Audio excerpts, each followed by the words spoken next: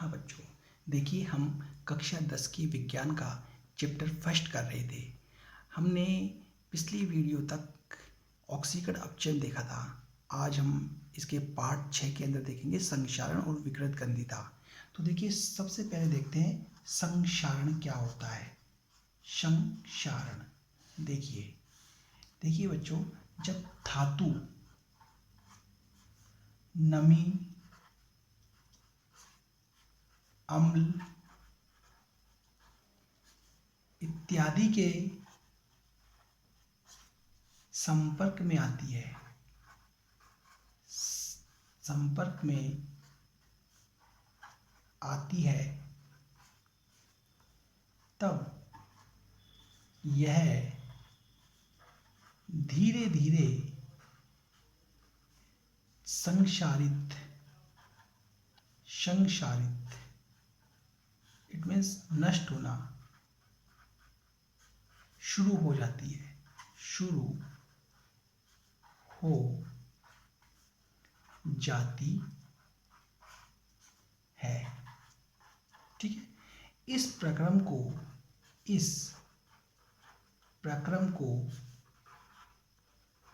संक्षारण कहते हैं। संक्षारण कहते हैं। ठीक है, तो संक्षारण क्या होता है? जब धातु नमी और आर्द्रता के संपर्क में आती है तो धीरे धीरे नष्ट होना शुरू हो जाती है। इस प्रक्रम को हम संक्षारण कहते हैं। ठीक है, कैसे? इसके लिए हम एग्जाम्पल लेते हैं। देखिए जैसे लोहा है। ठीक है, लोहा। ठीक है, जब ये लोहा ऑक्सीजन के, वायु में उपस्थित ऑक्सीजन और पानी के जब संपर्क में ये आता है, ठीक है, ये पानी के जब संपर्क में आता है, ठीक है, तो आपने देखा होगा लोहे पर जंग लगना शुरू हो जाती है। तो जंग कैसे लगती है? जब लोहा पानी के संपर्क में आता है और साथ में जो वायु के अंदर ऑक्सीजन है उस ऑक्सीजन के संपर्क में आता है, तो ये तीनों मिलकर के Fe2O3 XH2O, ठीक है, का फॉर्मेशन करते हैं। ये होती है जंग। ठीक है, तो इस प्रकार धीरे धीरे लोहा क्या होता है? संक्षारित होना स्टार्ट हो जाता है। करेक्ट। तो इस प्रकार यहाँ पे हमने देखा कि लोहा इसके संपर्क में आते ही धीरे धीरे नष्ट होना शुरू हो गया। ठीक है, यहाँ पे देखिए जल के X जो मैंने लिखा है, इसका मतलब है कि यहाँ पर जल के अणुओं की संख्या, जल के अणु की संख्या निश्चित नहीं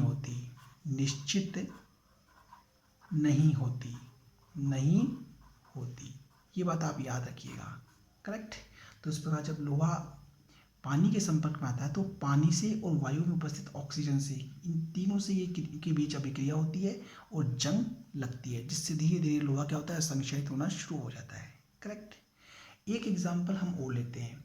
देखिए बच्चों, कई बार आपने देखा होगा कि तांबे का जो ये बर्तन होता है, जैसे कि रामझारा, तांबे का बर्तन, कई बार आपने देखा होगा तांबे के बर्तन के अंदर यहाँ पर हरे रंग की एक परत होती है। हरे रंग की परत बनना शुरू हो जाती है। धीरे धीरे हरे रंग की एक परत बनना शुरू हो जाएगी। ठीक है, ये हरे रंग की जो परत होती है ये धीरे धीरे इस तांबे को क्या करेगी? नष्ट करना शुरू कर देगी। अब ये हरे रंग की परत कैसे बनी वो हम देखते हैं। देखिए कॉपर, तांबे का ये बर्तन है, इसने जो CO2, O2 और जल H2O, ये जो नमी के अंदर जो तीनों चीज़ें थी, इन तीनों चीज़ों से क्या करता है? कॉपर अभिक्रिया करता है और अभिक्रिया करके ये कॉपर हाइड्रोक्साइड, ठीक है, प्लस कॉपर कार्बोनेट बनाता है। ठीक है, तो जो ये हरे रंग की परत होती है, ये हरे रंग की परत इन दोनों का मिश्रण है। हरे रंग की परत, ठीक है, ये हरे रंग की जो परत होती है वो इन दोनों का मिश्रण होती है, copper hydroxide plus copper carbonate का। ठीक है, ये हरे रंग की परत धीरे धीरे नष्ट करना शुरू कर देती है। तो रामझारिया या तांबे का जो भी बर्तन होता है उसमें ज़्यादातर पानी हम फिल करके भर के रखते हैं, तो अंदर जो की तरफ उसके पेंदे पे हरे रंग की जो परत दिखाई देगी वो इनका मिश्रण होती है और ये परत धीरे धीरे इनको नष्ट करना शुरू कर देती है। ठीक है, तो इस प्रकार हमने देखा धातु पानी के नमी के संपर्क में आया और धीरे धीरे नष्ट होना शुरू हो गया। ठीक है, यहाँ पे लोहा पानी के वायु के संपर्क में आया, धीरे धीरे नष्ट होना शुरू हो गया। ठीक है, अब आगे एक एग्जाम्पल और देखते हैं। देखिए चांदी की जो चेन होती है, चांदी की चेन धीरे धीरे काली होती चली जाती है। ठीक है, ये धीरे धीरे काली कैसे होती जाती है हम यहाँ देखेंगे। देखिए जैसे सिल्वर चांदी जो होती है, ठीक है, जब हम इसको चांदी की चेन को या चांदी के किसी आभूषण को पहनते हैं तो ये चांदी वायु के अंदर जो सल्फर होती है, वायु के अंदर जो सल्फर होती है, इस सल्फर से चांदी अभिक्रिया करती है और अभिक्रिया करके सिल्वर सल्फाइड बनाती है।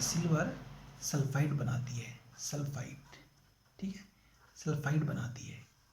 ठीक है, AgS सिल्वर सल्फाइड का फॉर्मेशन करती है। ये सिल्वर सल्फाइड जो होती है ये काली परत के रूप में जमा होती जाती है।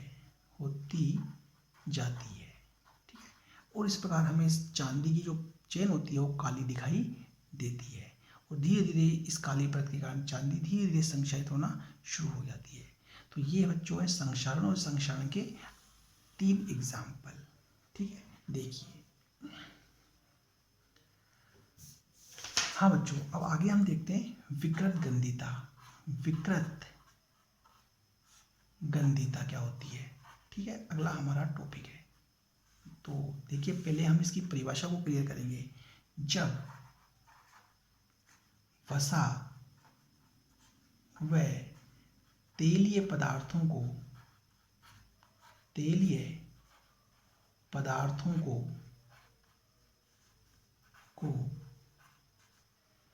लंबे समय तक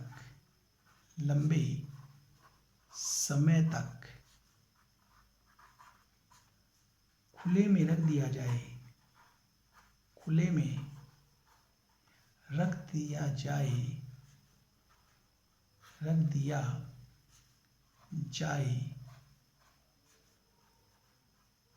तो इनकी महक व स्वाद बदल जाते हैं।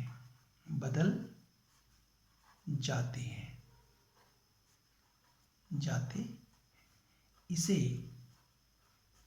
विकृत गंधिता कहते हैं।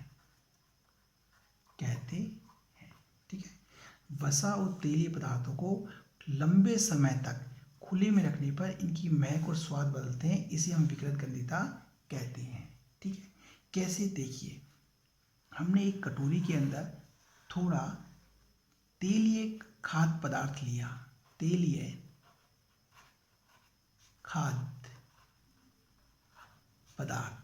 हमने इसके अंदर रखा। ठीक है, ये थोड़ा सा तेलीय खाद्य पदार्थ है। ठीक है, इस खाद्य पदार्थ के अंदर जो तेल होता है या वसा जो होती है, तेल, ठीक है, या वसा, ये जो वसा है इसके अंदर, ये वसा या तेल वायु के अंदर जो ऑक्सीजन होती है, ठीक है, वायु के अंदर जो ऑक्सीजन होती है, ये ऑक्सीजन इस खाद्य पदार्थ के अंदर जो तेल है, इस तेल से अभिक्रिया करती है। ऑक्सीजन, ठीक है, तेल और ऑक्सीजन अभिक्रिया करती है, जिससे तेल जो होता है या वसा जो होती है ये ऑक्सीकृत हो जाती है। करेक्ट। इस ऑक्सीकृत होने की वजह से खाद्य पदार्थ जो होता है, ठीक है, इसका स्वाद और गंध बदल जाते हैं, बदल जाते हैं। ठीक है, तो इस कारण ये स्वाद और गंध बदलते हैं। इस घटना को हम कहते हैं विकृत गंधिता। ठीक है, तो एक बार दोबारा देखिए, जो खाद्य पदार्थ है, इस खाद्य पदार्थ के अंदर जो तेल है, वो तेल वायु में जो ऑक्सीजन होती है इससे अभिक्रिया करता है और ऑक्सीकृत हो जाता है, जिससे कि गंध बदल जाते हैं। इसे कहते हैं हम विकृत गंधिता। करेक्ट। अब इस विकृत गंधिता के उपाय क्या हैं? उपाय, बचाव के उपाय क्या है, तो वो हम देखते हैं। देखिए आगे, देखिए इसका बचाव एक तो ये है कि खाद्य पदार्थों में प्रति ऑक्सीकारक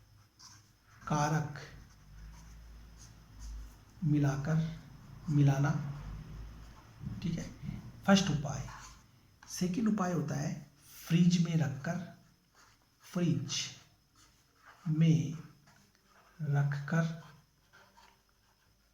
ठीक है, तीसरा खाद्य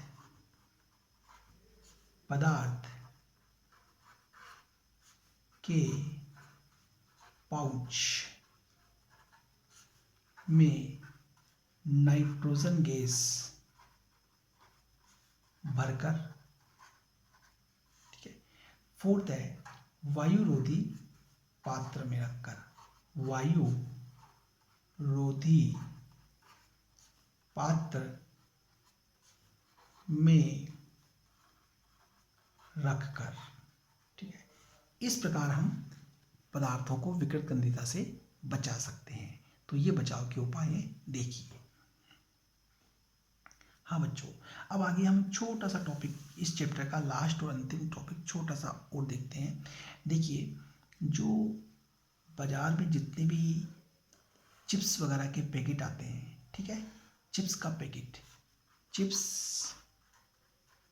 के पैकेट, ठीक है, इन चिप्स के पैकेटों में हम वायु को निकाल कर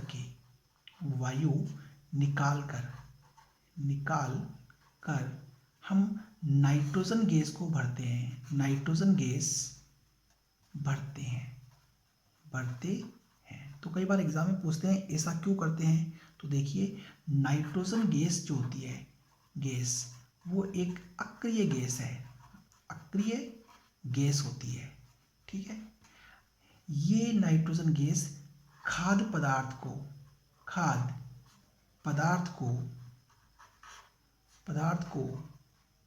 ऑक्सीकृत